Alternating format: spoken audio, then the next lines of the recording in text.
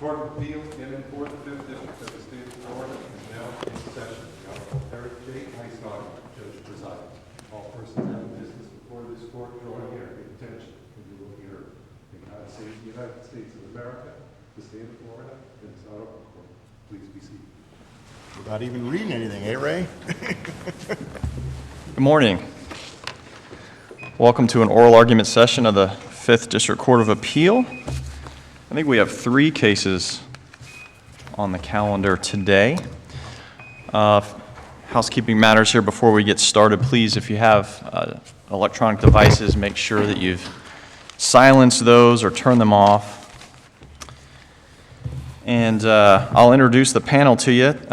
I'm Judge Heisnogel from Orange County, and to my right is Judge Lambert from Ocala. And we have a visiting judge today, to my left, Judge McGillen from St. Augustine. And so with that, we will take up the first case, Queen of Pawns versus Kinney, 1728-25. Do we have the appellant here on 1728-25?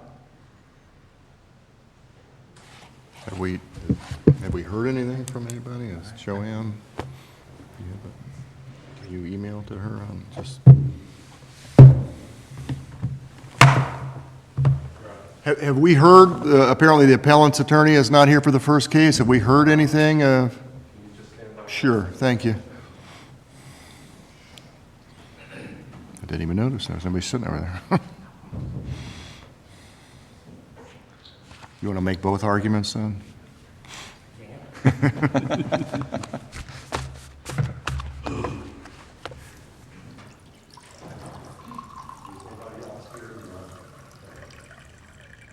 Okay. Okay. Do you want to? Should we just proceed? Do you want to just go to the second one and just see if they're going to?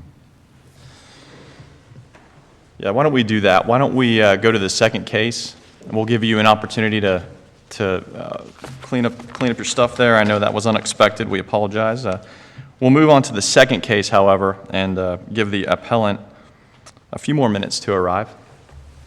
And so the parties, the attorneys for PBJ and Z versus RAWLE, 164280, can go ahead and get ready.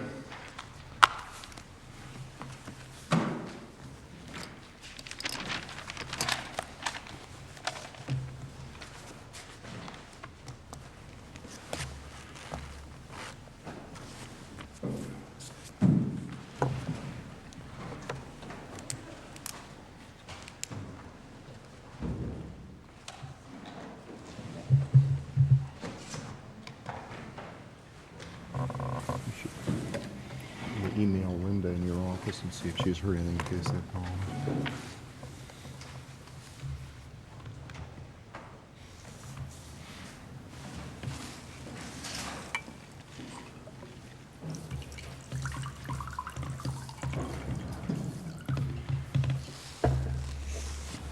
There you go, Ray. You take over for Charlie today, and you can't even get your people together here.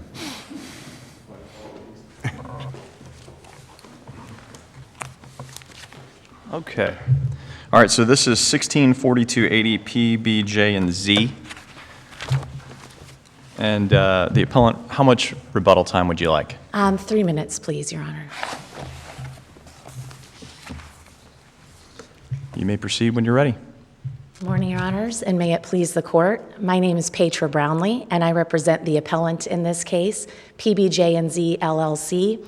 With me in the courtroom today is Mrs. Pamela Levine, who is the owner and manager of PBJ and Z. Your Honors, this is a case, it's an equitable case about specific performance. There is an absolute requirement in every specific performance case that the plaintiff show he was ready, willing, and able to perform under the agreement between the parties. Counsel, how could he do that when there was no purchase price? Thank you, Your Honor. It's true that the parties to this case did need the trial court to determine the purchase price. Well, But the contract actually provided a way to determine the purchase price. They didn't really need the trial court, did they? Well, here's why they did in this instance, Your Honor, because according to the option agreement, there was a way to determine the purchase price, which was the fair market value of the property minus the value of the leasehold improvements. If your honors will look to each of the 3 appraisals that were submitted in this case, now importantly, there were only 2 that were submitted prior to the closing date, but each of the appraisals in this case. Isn't that because your client never nominated their alternate appraiser? Well, it's true that they didn't nominate their own appraiser, but the reason that they didn't do that gets back to a misstep in the appraisal process relating to the Valbridge appraisal. But I want to get back to this point about the leasehold improvements. Each of the appraisals in this case grossly overvalued the leasehold improvements. The first valued them at $195,000. What did the contract say, though, for sort of dealing with that kind of situation? I mean, the agreement laid out the process, correct? Correct. If there's an appraisal, the parties don't agree with it, then it provided what you do. It did, Your Honor, that's correct. So But that didn't happen in this case, right? The appellee wanted to go that route, but but your client did not. Well, correct? that's not exactly true. The second appraisal, which was supposed to be jointly submitted by both of the parties, was the Valbridge appraisal. The problem was that the appraiser whom the parties selected to perform the appraisal was Bill Pittenger, who did not actually perform that appraisal. Both parties rejected the second appraisal. Like the first appraisal, the second appraisal grossly overvalued the leasehold improvements. PBJ&Z's position, this is critical for the determination of the purchase price. PBJ&Z's position the entire time was that the leasehold improvements value should only be $45,436. The first appraisal was the IRR appraisal. It came in with the leasehold improvements value of $195,000. The second appraisal, the Valbridge appraisal, valued the leasehold improvements at $265,000. So anyone trying to sell their property for a fair and correct purchase price would look at these appraisals and say, wait a second, these are grossly overvaluing the leasehold improvements. We won this point at trial. At the outset of trial. So at that point, wasn't your client under the agreement? Wasn't your client supposed to get their own appraiser and have an appraisal done, correct? Right, there was some dispute, sorry, was Your Honor finished? And then, well, is that correct, right? Your client was supposed to hire an appraiser and have an appraisal done, right? After a jointly approved appraiser performs an appraisal, yes, Your Honor is correct. Then the parties would each go and get their own third-party appraiser. Did your client ever go get its own third-party appraiser? We didn't, Your Honor. What happened was we eventually accepted the Valbridge appraisal. There was a problem, and the dispute over this, the timeline becomes important because the Valbridge appraisal comes in a little bit further down in the process. The parties only have until October 29th, 2013 to actually close on the property. The Valbridge appraisal comes in on about October 21st, 2013, or around that time. The parties noticed that the Valbridge appraisal was not performed by the appraiser to whom the parties agreed. So in this instance, now the Valbridge appraisal actually contravenes the requirements of the option agreement. So the problem— Did your client nominate another appraiser then? We did not. Instead, what happened was Dr. RAWLE got CRM, it's like Clayton, Roper, and Marshall, to perform a third appraisal, which doesn't come in before the time for closing. At this point, we are still considering what to do with the Valbridge appraisal. The Valbridge appraisal listed the property for $640,000. So my client is thinking, look, we could use Valbridge. The October 21st, 2013 email, which should have never come into evidence in this case, by the way, shows our client was trying to actually settle this case, ironically. If you look to Attorney Colton's statement in the unredacted portion of the email, he actually says maybe that will bring Dr. RAWLE and his wife back to the negotiating table. So they have these appraisals. The problem is there's one looming problem. It's the value of the leasehold improvements. While it grossly overstates the value of the leasehold improvements, it concomitantly undervalues the purchase price of the subject property. So we don't have anything to use. And again, I'd like to reiterate— What else was the appellee supposed to do that they didn't do here? Pursuant to the agreement, The agreement Pursuant- laid it out, right? Yeah. So what were they supposed to do? What's your position on that? Well, our position is that something got really messed up with the second appraisal, which is the Valbridge appraisal. The parties agreed on Bill Pittenger, and this is huge because PBJ&Z and the team supporting PBJ&Z, their attorneys, did a lot of background research on Bill Pittenger. He was the one that we were supposed to use. We have a messed up appraisal with the IRR. It overstates the leasehold improvements at $195,000 instead of $45,000. So the parties looked to Bill Pittenger and they did background research on him. He was not affiliated with Valbridge at the time. And then, inexplicably, we get an appraisal report from Valbridge.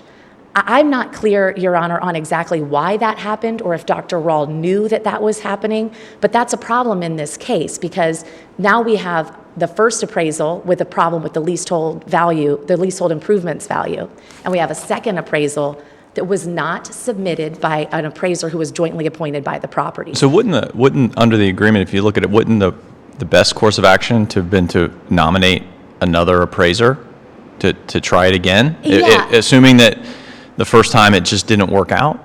Yeah, and I think that maybe the parties would have done that. Again, Attorney Colton's email to PBJ&Z shows maybe this will bring Dr. RAWLE and his wife back to the negotiating table. Well, but the agreement doesn't require the appellee to negotiate a settlement. That's not required. So, True, but so that's not really relevant to what we're sort of talking about here, which is that, the process laid out by the agreement for the appraisals. Your client never nominated another appraiser after the botched appraisal, if you will. That's true, Your Honor. And I think at trial, it was brought out that we just intended to use the Valbridge appraisal, even though Dr. RAWLE had previously rejected that appraisal. We had previously rejected it based on the fact that Bill Pittenger didn't perform the appraisal, but at the end of the day, they just decided, hey, it puts the fair market. Once you rejected it, how is the appellee going to then use that appraisal? Or how did he know to use that, that he could use that appraisal? These parties are still in negotiations. The emails that were all admitted into evidence at trial show that these parties were still in communication about all of this. Attorney Colton was talking to Eric Bowman, who was counsel for Dr. RAWLE throughout this process. So there's room. They're all talking about, are we going to close? Should we get another appraisal? And the way that it ended up, Your Honor is right. PBJ&Z did not appoint their own appraisal. The problem, though, when Your Honor asks what was the appellee supposed to do, the problem really lies with the appellee's burden of proof in this case. There are numerous cases, regardless of whether it's impossibility or regardless of whether it's about anticipatory repudiation. There are numerous cases cited in the initial brief in this case that stand for the proposition that regardless of whether PBJ&Z made it impossible to perform or impossible to close on the subject property because it didn't accept any of the appraisals in this case, hypothetically, even if they made it impossible to perform, or even if they anticipatorily repudiated the option agreement, at all times, Dr. RAWLE had to show he could have otherwise performed under the agreement. At what price? The price that was ultimately determined by the trial court was $400 and... So Dr. RAWLE has to have prescience and be able to guess what the ultimate price may be when, by the way, we've gone to the court and asked for a deck judgment on that. There was at least two prices that were prepared that he had them cash available to pay those, and a third one he might have required some financing. What's wrong with the trial judge's finding that in fact was frustrated? The trial judge made an evidentiary finding that it was frustrated and impossible to perform. Because this court's decision in Lusignan versus Lusignan is just one example of where a defendant makes it impossible to perform. In that case, a stepmother and a stepdaughter entered into a contract for the sale of a home. The stepmother left town just before the closing was to take place. This court said that made closing, quote, an impossibility. But what about the price in that case?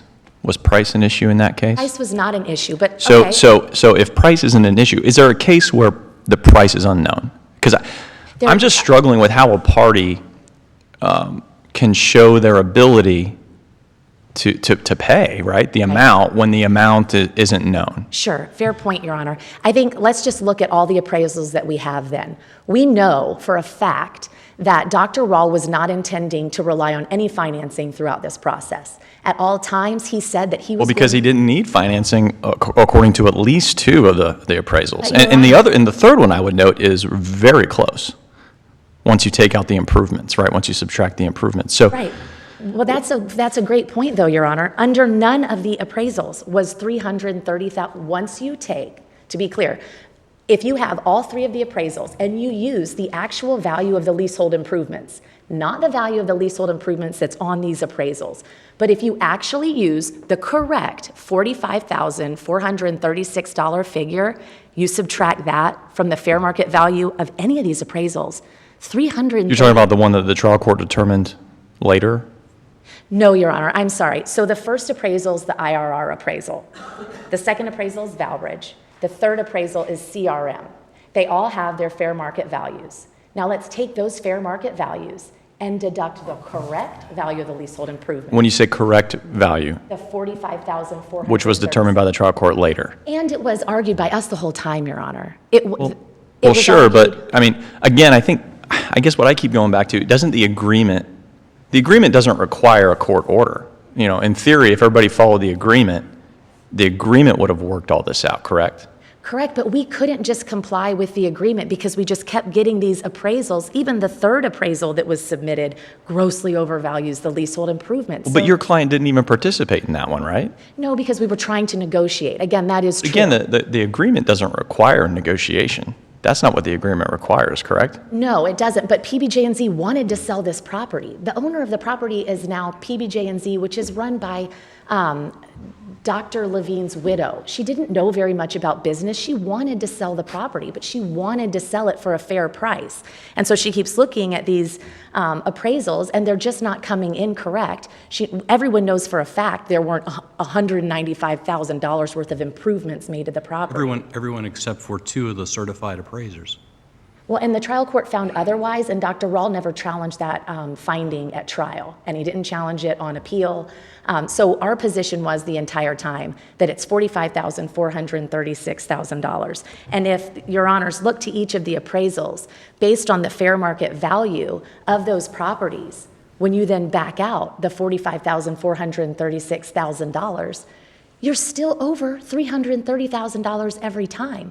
What a lot of the cases that are cited hold is that they have to at least show, Dr. RAWLE would have to at least show he could have possibly purchased this subject property.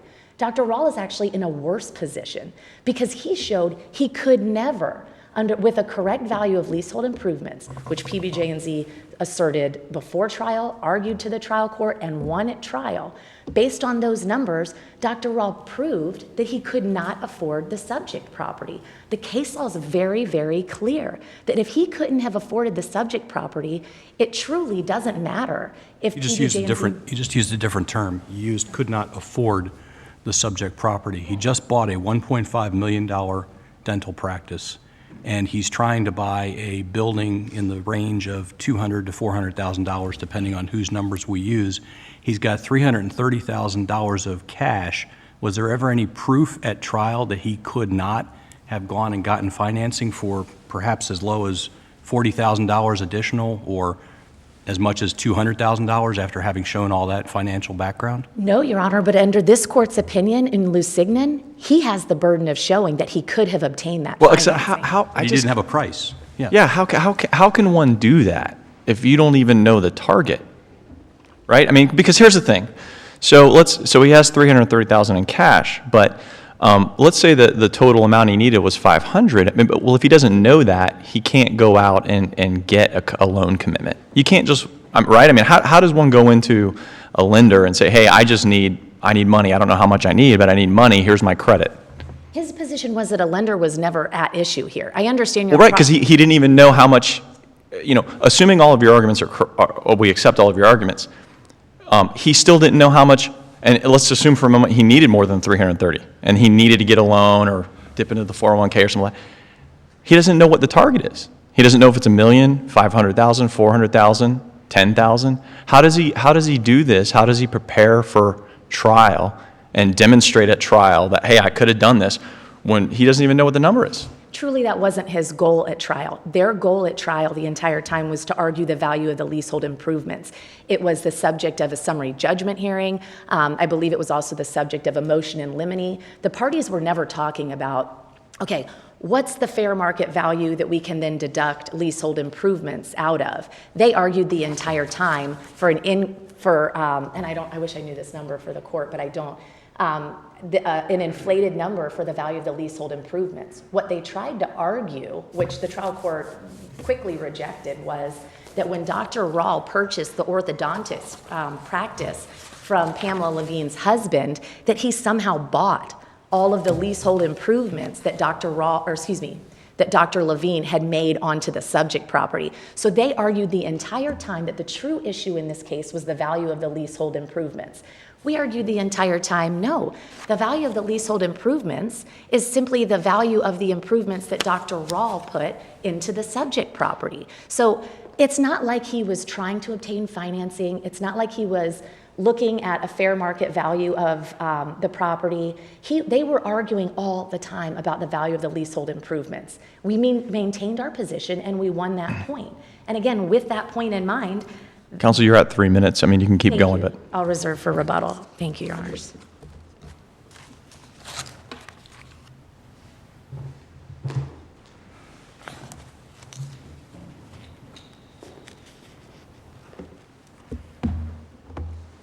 Whenever you're ready, counsel. Good morning. May it please the court. My name is Matt Canigliaro. I'm with Carlton Fields, and I'm here today on behalf of the appellee in this case, Dr. RAWLE's professional association, RAWLE PA. Counsel, was the email privileged?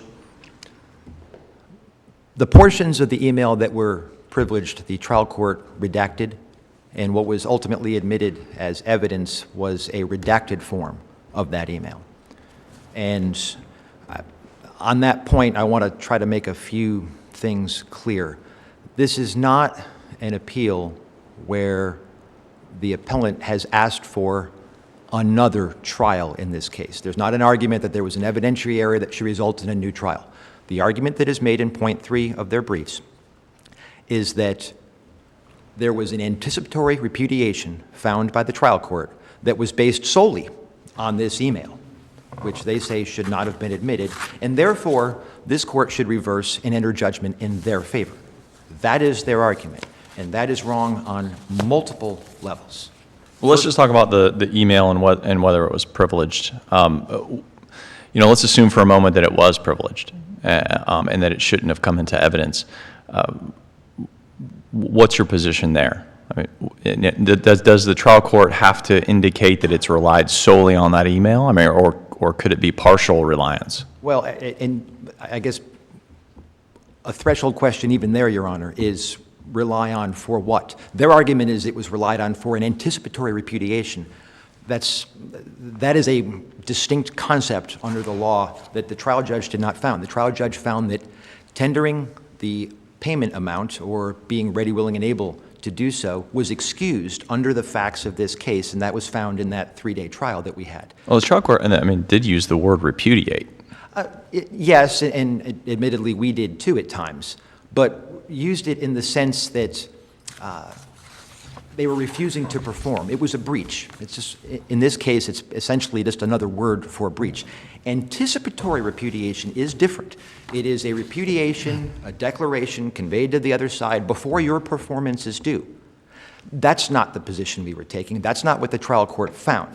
They make the argument in their briefs that that is what the trial court found. It's unsupported, and it is solely predicated on this email. I'll suggest why I think they do that. 2 reasons. One, they're trying to win this outright with respect to counsel's suggestion that they were trying to sell this property. I think the record, the trial evidence shows darn near conclusively they did everything possible to avoid selling this property, declaring us in default multiple times, saying that we had lost the option to purchase, not... They also said that Didn't they also indicate that even though they felt that you had lost the option to purchase, that they would proceed forward with the closing? They did say both things, Your Honor, but then they did not actually do that.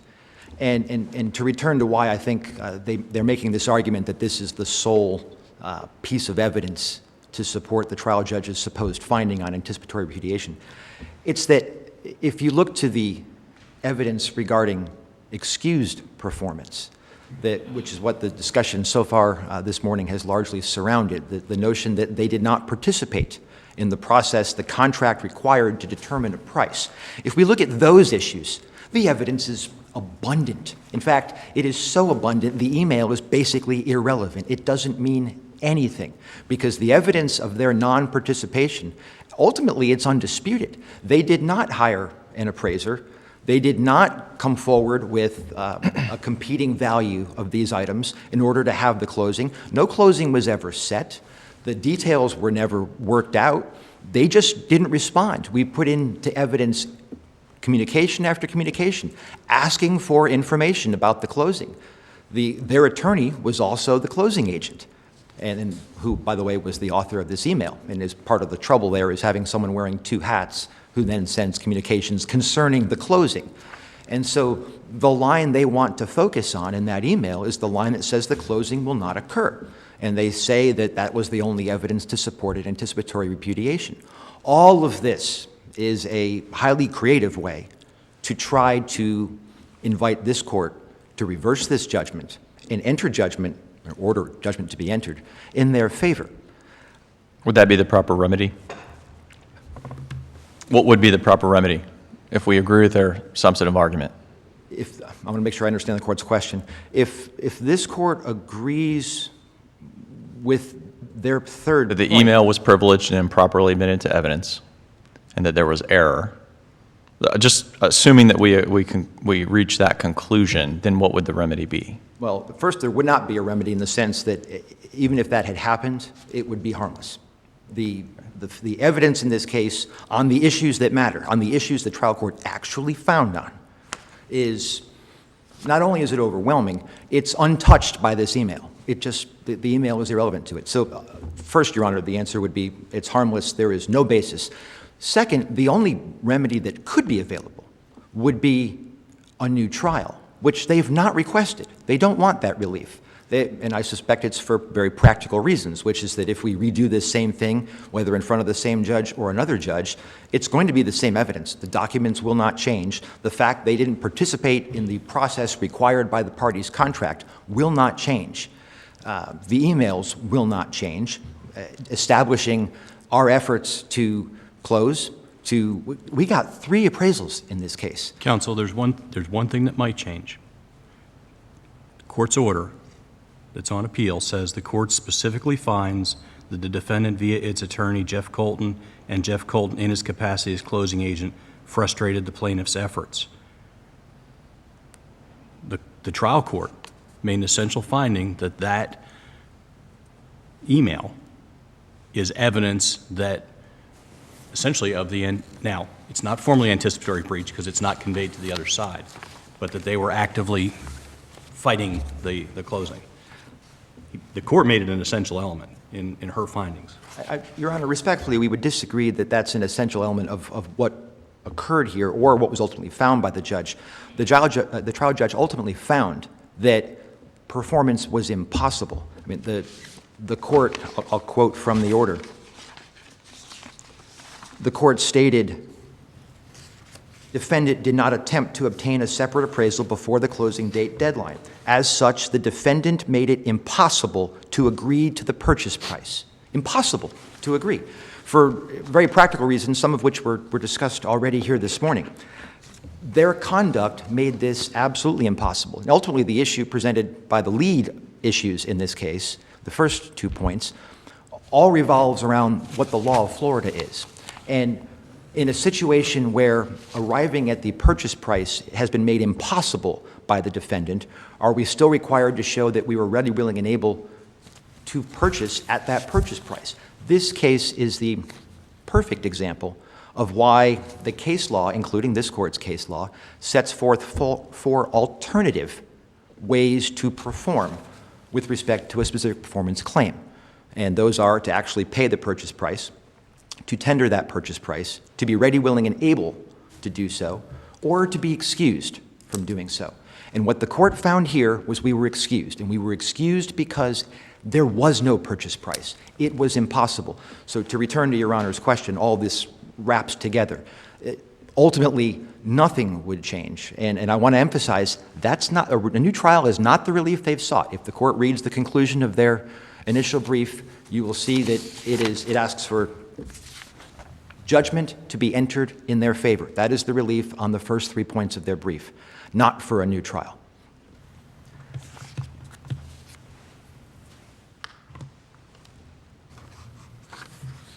With respect to the law, I just want to comment quickly.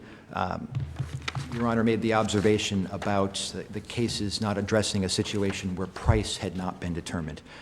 And I'll suggest the appellant is not correctly characterizing the case law to say that there are cases that have dealt with impossibility but then still required the plaintiff to show being ready, willing, and able to pay that purchase price. And the distinction really lies in whether we're talking about the closing, performance in that sense, or performance in this narrow sense of being able to pay. It's the being able to pay, it's that performance that the case law has zeroed in on and created these 4 options.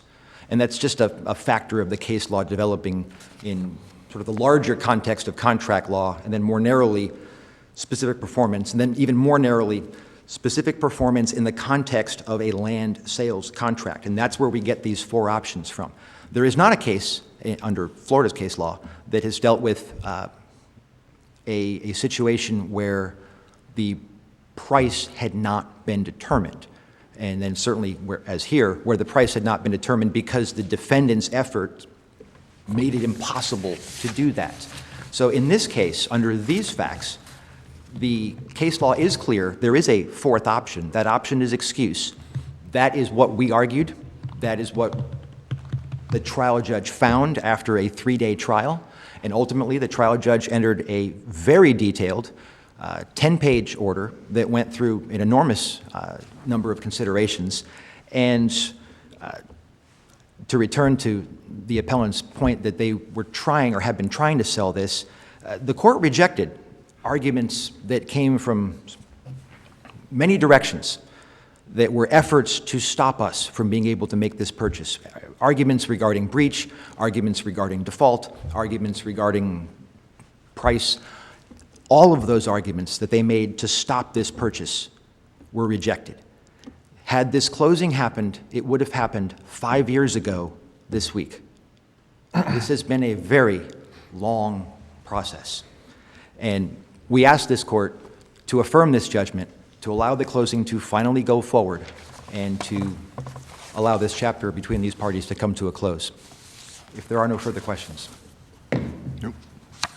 Thank you.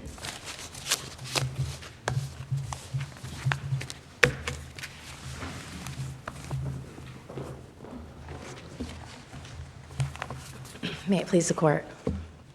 I think that your honors are absolutely correct that this email is privileged. Counsel, let's And- assume that it's privileged. Yes. Reading I'm not entirely clear, though, how you conclude that the court used this email specifically to find an anticipatory repudiation.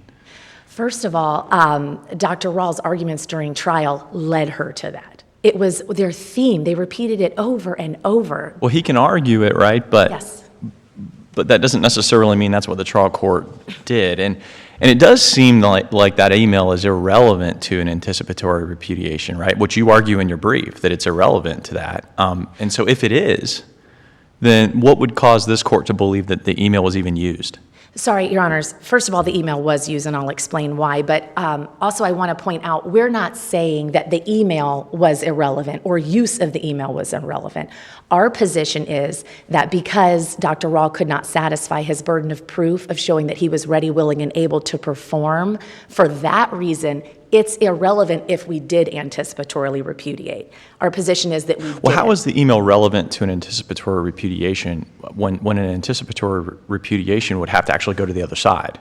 That email didn't go to the other side, right? It didn't go to the other side. That was our point. And to be clear, everyone in this case was using the term anticipatory repudiation and repudiation interchangeably. I think that the language of the trial court that Judge McGillen touched on says it all. She says, let's see if I can find an exact, well, I'll read it first. Court specifically finds that defendant, via its attorney, Jeff Colton, and Jeff Colton in his capacity as closing agent, frustrated the plaintiff's efforts. And then if you pause, she says, the additional actions of declaring breaches to the lease and advising the plaintiff that it had no right to exercise the option or to close further frustrated the plaintiff's efforts to close and made it impossible. Does the judge, though, say anywhere that it was just that email that led her to that conclusion when the rest of the order seems to be full of other issues of bad faith and failure to meet all the other conditions precedent? There's nothing in that line, and I read that for an important reason, because judges write those things for a reason, but there's nothing in there that says this is the only reason I find that. No, certainly she didn't say this is the only, but what Dr. RAWLE has is the burden of proof to show that this privileged email did not contribute to the verdict in any way. That's the law in Florida. He has the burden to prove it did not contribute. I don't think anybody could ever show that this didn't contribute. Her statements about Attorney Colton wavering back and forth and the Applee's argument over and over again that Attorney Colton's talking out of both sides of his mouth and pushing on the brakes and the gas at the same time. I submit to you, Your Honors, that nobody wants to practice law in a world where this email is not privileged, where you cannot trust something that you say to your client in confidence about evicting the other side, about pursuing settlement negotiations with the other side. For that reason, am I quite out of time? No. Yes, counsel, you're out of time. Okay, sorry, Your Honor. For that reason, the appellant respectfully requests that this court vacate the judgment because we don't believe under any of the proof that Dr. RAWLE could possibly prove he was able to purchase this property. And we would respectfully request that the court also reverse the order on the court registry funds and determine that PBJ is entitled to that money. Thank you so much for your time, Your Honors. Thank you, counsel. Good job on both sides on that one.